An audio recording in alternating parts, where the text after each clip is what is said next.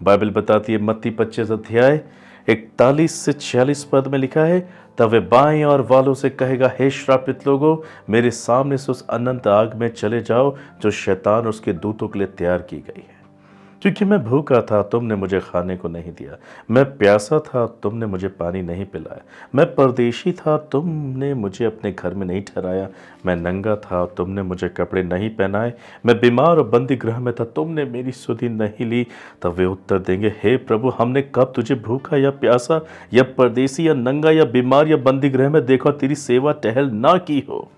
तब वे उन्हें उत्तर देगा, मैं तुमसे सच कहता हूं कि तुमने जो इन छोटों में से छोटे किसी एक के साथ नहीं किया, वह मेरे साथ भी नहीं किया। और ये अनंत दंड भोगेंगे, परंतु धर्मी अनंत जीवन में प्रवेश करेंगे। हमें लोगों के साथ कैसे रहना है?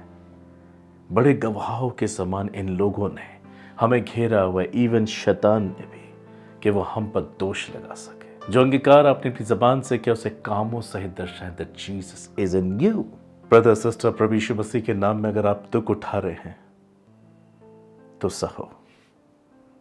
यदि आप सहोगे तो इसे भी यीशु मसीह के नाम का अंगीकार कहना होता। मगर यदि आप अपने प्राण को बचाने के लिए यीशु मसीह के नाम के खातिर जो दुख आ रहे हैं उससे बचने के लिए आप छिप जाते हैं, अपनी आइडेंटिटी छिपाते हैं, आप प्रभु यीशु के खिलाफ पाप कर रहे हैं।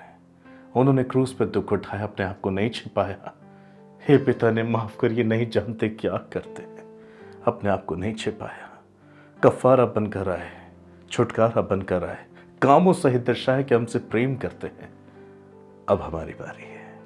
बाइबल कहती है 2 तीमुथियुस 2 अध्याय 12 पद में, यदि हम धीरज से सहते रहेंगे तो उसके साथ राज्य भी करेंगे, और यदि हम उसका इनकार करेंगे तो वो भी हमारा इनकार करेगा। सहे यीशु मसीह के नाम के खातिर। यदि कोई दुख या कलेश या पीड़ा आपके सामने आती है, सहे। बाइबल कहती है मत्ती 5 में, जब लोग मेरे खातिर तुम्हारी निंदा करें, तुम्हें सताएं, झूठ फूट बोलकर तुम्हारा विरोध करें, तुम आनंदित और मगन होना।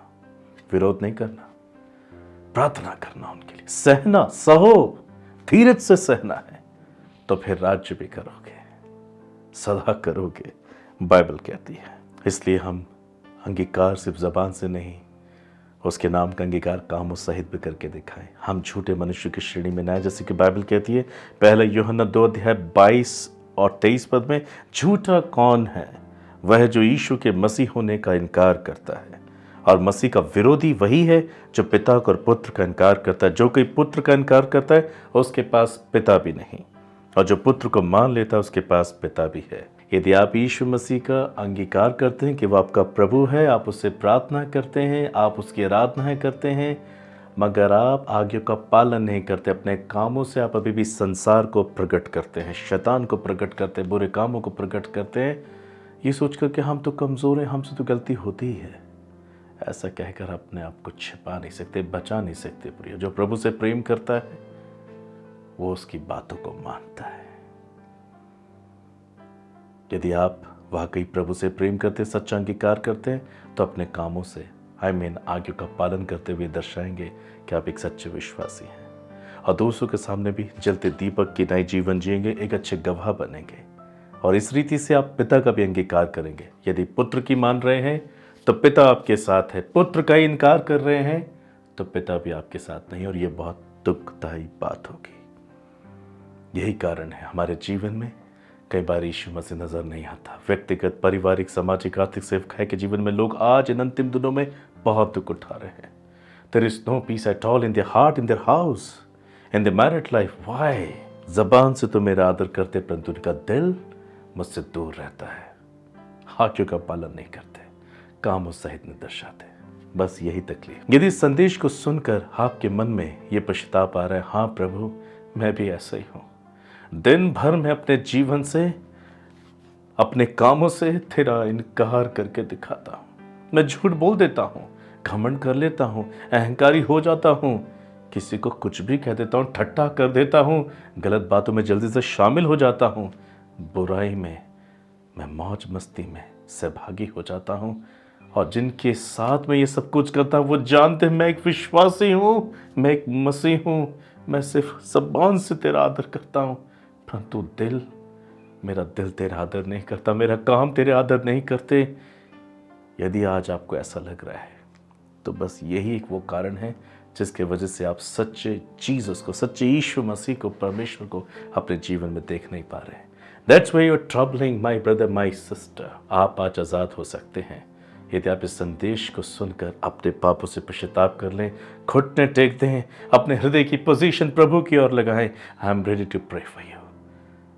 यदि प्रभु आपको छुटकारा देगा तो सचमुच आप छुटकारा प्राप्त करेंगे, स्वतंत्र हो जाएंगे। यूहन्ना 8:36 में ऐसा लिखा है। आइए मैं प्रार्थना करता हूँ। मेरे पिता, मैं प्रार्थना करता हूँ उन लोगों के लिए जो आज मेरे साथ प्रार्थनाएं कर रहे हैं।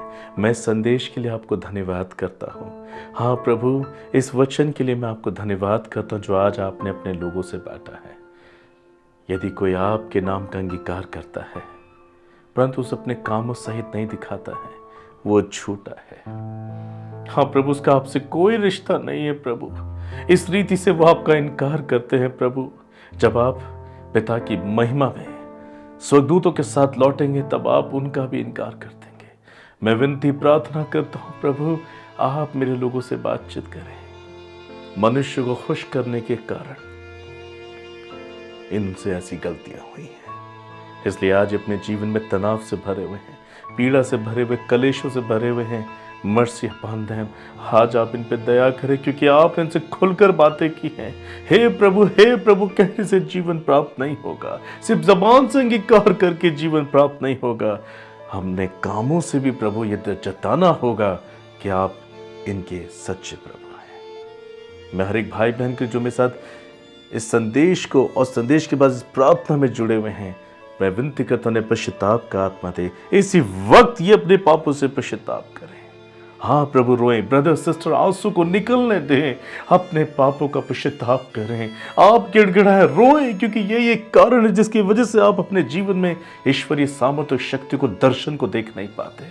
यही वो कारण है जो आपको आगे बढ़ने नहीं देता। यही वो कारण है जो आपको यीशु के पास आने नहीं देता। ओ प्रभु यीशु, आप इन सब पर दया करें। जो भी भाई बहन इस वक्त रो रहे हैं, पश्चाताप कर रहे हैं प्रभु, पवित्र आत्मा के द्वारा प्रभु वो घुटने टेके हुए और कह रहे प्रभु मैं अपराधी हूँ, मैं गुनाहगार हूँ प्रभु, मैं सिर्फ होठों से आदर करता हूँ, मेरा मन तुझसे दूर है, मेरे कामों से मैं जताता हूँ कि मैं तेरी ओर से नहीं हूँ। प्यारे प्रभु, आज आप इन सब पर दया करें, आप इनके पापों को क्षमा करें, अपने खून से इन्हें धो के शुद्ध करें। आज एक नया मन, एक नया दिल, एक नई आत्मा आप इनको दे प्रभु यीशु। आज इनको संभाले प्रभु कि ना सिर्फ जबान से मगर अब अपने कार्यों से भी तेरी महिमा करने पाए। मर्सी मर्सी, दया करे दया करे दया करे प्रभु, क्योंकि आप टूटे और पिसे हुए मन को तुच्छ नहीं जानते। ये आपके सम्मुख गिड़गिड़ा रहे हैं। दया करे प्रभु, दया करे। हालेलुया प्रभु यीशु, दया करे दया करे दया करे। Brother, there is a brother, एक ब्रदर, आप हाफ शर्ट में हैं, ग्रे कलर की पैंट में है और आपकी शर्ट लाइनिंग्स वाली है, blue linings, like blue and white linings. आपने हाफ शर्ट पहनी हुई है और आपने ग्रे रंग का पैंट पहना और आप घुटनों पर है। ये संदेश ने आपको छुआ है, पवित्र आत्मा ने आपको छुआ है। ब्रदर, यू आर क्राइंग, आप रो रहे हैं, पवित्र आत्मा आपको छू रहा है, वो आपको माफ़ करता है, वो आज आपको सामर्थ्य और शक्ति दे रहा है कि आप आगे चलकर अपने कामों सहित दर्शाएंगे कि आप उसकी संतान हैं और बहुतों को आप यीशु मसीह के पास ले आएंगे। हाँ, ये केवल आपके लिए है ब्रदर, ये केवल आपके लिए है। प्रभु आपसे बहुत प्यार करता है। Thank you Jesus, be of good cheer my brother, mercy upon him father. आप इस भाई पे दया करें प्रभु, हर एक बहन पर दया करें, हर एक माता पिता पे दया करें, हर एक जवान पर, हर एक बच्चों पे दया करें प्रभु।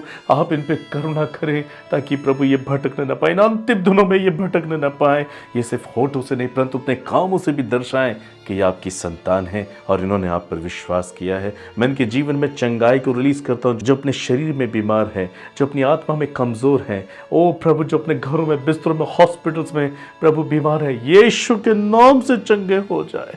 इसी वक्त मैं इनके बीमार शरीरों को आज्ञा देता हूँ, चंगाई को प्राप्त करें, टूटे मन चंगे हो जाएं, टूटी आत्मा चंगी हो जाए, यीशु के नाम से बीमार शरीर चंगे हो जाए। ये उठे और चलने लगे प्रभु, उठे और चलने लगे, और इनकी आंखें खुल जाएं, ये देखने लगे, इनके कान सुनने लगे। प्रभु आप चमत्कार करिए, दौड़ने लगे प्रभु, आप चमत्कार करिए, आईसीयू से प्रभु यीशु के नाम से डिस्चार्ज हो जाए। आप इनकी आत्मा को चंगा कर दें, अपने जीवन से आपको दिखाने वाले बने, वचन के अनुसार चलने वाले बने, वचन का पालन करने वाले बने।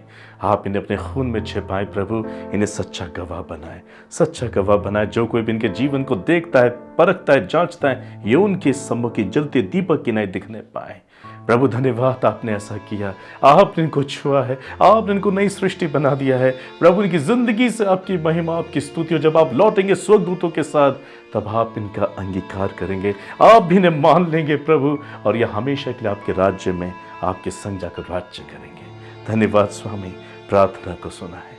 मैं इन सबको आपके हाथों में सौंपता हूँ। अब हर एक बोझ जो पाप की ओर से खत्म हो जाए प्रभु, आज से आप इनको सफलता दे, सुरक्षा दे, शांति दे, बढ़ोतरी दे।